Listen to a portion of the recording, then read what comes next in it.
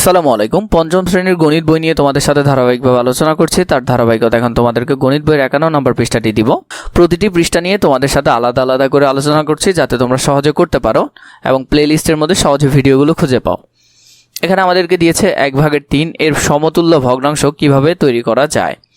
1/3 এর সমতুল্য ভগ্নাংশ আমরা কিভাবে তৈরি করতে পারবো। যেমন ধরো এই 1-এর সাথে আমি কি করলাম, 2কে গুণ দিলাম, তাহলে 2 একে 2, তাহলে উপরেরটা হলো কত 2, তাহলে সেম সংখ্যা নিচেও গুণ দিতে হবে, তাহলে 3 দুগুণে 6, তো 6।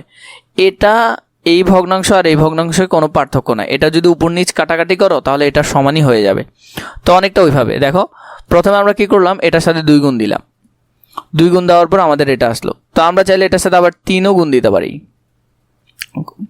ধরো তুমি 3 গুণ দিতে চাচ্ছ, এই সংখ্যার সাথে কত গুণ দিবে, 3 গুণ দিবে, তাহলে 3 দিলে 3 একে 3, উপরে 3 লিখলা, তাহলে 3 তিরিকা কত হবে, 9 হবে। তাহলে এই সংখ্যাটাকে এটার সাথে একবার গুণ করতে হবে, তাহলে এটার সাথে একবার গুণ করতে হবে 3 দিয়ে, আর কি আমরা 3 দিয়ে করলাম।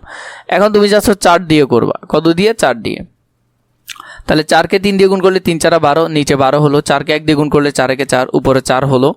কোনো ভগ্নাংশের হর এবং লবকে একই সংখ্যা দ্বারা গুণ করলে একই ভগ্নাংশের সমতুল্য ভগ্নাংশ পাওয়া যায়। খুবই বেশি গুরুত্বপূর্ণ কথা, মানে তুমি যদি হর এবং লবকে একই সংখ্যা দ্বারা গুণ করো, যে ভগ্নাংশগুলো পাবে সেগুলো সবগুলোই কি হবে, সমান হবে। আর এখানের মধ্যে 3/8 এর 4টি সমতুল্য ভগ্নাংশ বের করি, তো আমরা এটাকে বিভিন্ন সংখ্যা দিয়ে গুণ করব, গুণ করে আমরা 4টা বের করব আলাদা আলাদা। তাহলে এটার 4টা বের করতে পারি। প্রথমটা দেখো, আমি কিন্তু এখানে ডিরেক্ট কমা দিয়ে দিয়ে লিখে ফেলবো। এটার সাথে যদি আমরা 2 গুণ করি, কত 2, তাহলে 3 দুগুণে কত 6, তাহলে উপরের একটা হবে 6, আর নিচে হবে কত 8 দুগুণে 16, তাহলে নিচেরটা হবে 16, একটা বের করলাম। আবার 3 দিয়ে গুণ করব, তাহলে 3 তিরিকা কত 9, তাহলে 3 আটা কত 24, 3 আটা 24, কমা দিলাম। 4 দিয়ে করব, 4 দিয়ে করলে 3 4 12, 3 4 কত 12, এরপরে নিচে করলে 4টা কত 32, এরপর 5 দিয়ে করলে 3 5 15, 5 দিয়ে আটকে করলে 5 8 40। তো এখানে 4টা তোমাদেরকে লিখে দিলাম, তোমরা নিজেরাও লিখে নেবে, সুন্দর করে করবে। এরপর দেখো 8/24 এর সমতুল্য 8/12, 2/6, 1/3 কিভাবে তৈরি করা যায় চিন্তা করি। এতক্ষণ আমরা গুণ করে করে বের করলাম, এখন আমরা কাটাকাটি করব, মানে ভাগ করব। যেমন 8কে যদি 2 দিয়ে ভাগ করো, মনে রাখবে যে সংখ্যা দিয়ে ভাগ করো না কেন সেটা দিয়ে উপরেও ভাগ যেতে হবে, নিচেও ভাগ যেতে হবে, না হলে হবে না। 8কে যদি 2 দিয়ে ভাগ করো তাহলে 4 হবে, 4 লিখলা, এবং 24কে যদি 2 দিয়ে ভাগ করো তাহলে 12 হবে, 12 লিখলা। এরপরে তুমি চাচ্ছ যে 3 দিয়ে ভাগ করবা, তো 3 দিয়ে কি 8কে ভাগ যাবে, যাবে না, তাহলে তুমি করতে পারবা না। মিনিমাম দুটোটাকে তোমার ভাগ যেতে হবে, তাহলে দেখা যাচ্ছে 3 দিয়ে যাচ্ছে না, তাহলে তুমি 4 দিয়ে করতে পারবে। 4 দিয়ে ভাগ যাচ্ছে, 4 দিয়ে যদি ভাগ করো এটাকেও যদি 4 দিয়ে করতে হবে। 4 দিয়ে ভাগ করলে 8কে যদি 4 দিয়ে ভাগ করো তাহলে উপরে 2, আর 4 6 24, নিচে 6। এরপরে 5 দিয়ে কিন্তু যাবে না, কারণ এটা জোড় সংখ্যা। 6 দিয়ে যাবে না, 7 দিয়ে যাবে না, 8 দিয়ে যাবে। কি দিয়ে যাবে, 8 দিয়ে। 8 দিয়ে 8কে ভাগ করলে 1, 8 দিয়ে 24কে ভাগ করলে 3 8 24, তাহলে 1/3। এইভাবে এগুলো এসেছে। আশা করি বুঝেছো কিভাবে এসেছে। যদি না বুঝো ধারাবাহিকভাবে অঙ্কগুলো দেখো, ইনশাল্লাহ বুঝে যাবে। কোনো সমস্যা হলে নিশ্চয় আমাকে কমেন্ট করে তো জানাবেই, আমি তোমাদের সাথে তো সবসময় আছি ইনশাল্লাহ। তোমরা কোনো সমস্যা পেলে আমাকে বলবে, আমি সেটা নিয়ে সাথে সাথে তোমাদেরকে একটা রেকর্ড ক্লাস দিয়ে দিব। কোনো ভগ্নাংশের হর এবং লবকে একই সংখ্যা দ্বারা ভাগ করলে ওই ভগ্নাংশের সমতুল্য ভগ্নাংশ পাওয়া যায়। মানে আমরা যদি হর এবং লবকে একই সংখ্যা দ্বারা ভাগ করি তাহলে আমরা সমান ভগ্নাংশ পাবো। 2 নম্বর আমাকে এখানে অনেকগুলো অঙ্ক দিয়েছে, খালি ঘরের সংখ্যাগুলো নির্ণয় করি। তো এই যে সংখ্যাগুলো আছে এটা আমরা বের করব।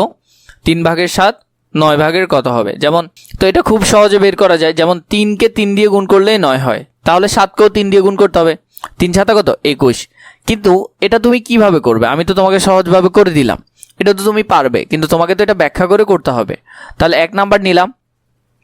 আমরা এখন সুন্দর করে গণিতের নিয়মে যাব ধারাবাহিকভাবে।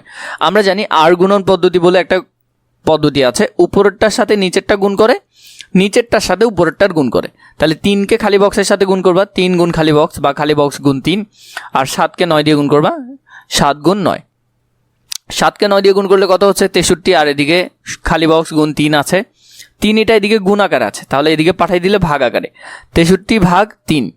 তাহলে খালি বক্স সমান কত 21, তাহলে আমাদের নিচে উত্তর আসলো কত 21। অথচ দেখো আমি তোমাদেরকে একেবারেই বলে দিলাম কত আসলো সেটা। 9কে যদি 2 দিয়ে গুণ করো 9 দুগুণে 18, তাহলে 5কেও 2 দিয়ে গুণ করলে 5 দুগুণে 10। কিন্তু আমরা তো ধারাবাহিকভাবে যাব, তাই না? তো আমরা এই অঙ্কটাও দেখি। তাহলে সেম ওই আর গুণন, উপরেরটার সাথে নিচেরটা, নিচেরটার সাথে উপরেরটা। তাহলে খালি বক্স গুণ 9, 5 গুণ 18, 5 18 কত হয় 90 হয়। 9টা এদিকে গুণাকার আছে, তাহলে এদিকে পাঠিয়ে দিলে ভাগ আকারে। 9কে যদি 90 দিয়ে ভাগ করো তাহলে 9 10 90, খালি বক্স সমান 90। আমাদের উত্তর কত এসেছিল? আমাদের উত্তর 10 এসেছিল। 3 নাম্বারটা, এখানে 7 নিচে 21, তো কাটাকাটি যাবে। 7কে 7 দিয়ে ভাগ করলেই 1 হবে, তো তাহলে 21কেও 7 দিয়ে ভাগ করো, 3 7 21, তাহলে নিচে 3 হবে। কিভাবে সেটা আমরা করি। তাহলে আর গুণন পদ্ধতি, উপরেরটা নিচেরটা, নিচেরটা উপরেরটা। তাহলে করলাম 21কে 1 দিয়ে গুণ করলে 21, 7 এখানে গুণ আকারে আছে, এদিকে গেলে ভাগ আকারে। 21কে যদি ভাগ করো তাহলে খালি বক্স সমান কত হবে 3 হবে। তাহলে 7কে 21 দিয়ে ভাগ করলাম, 1কে 3 দিয়ে ভাগ করলাম, তাহলে এখানে আমাদের খালি বক্স সমান কত আসলো 3।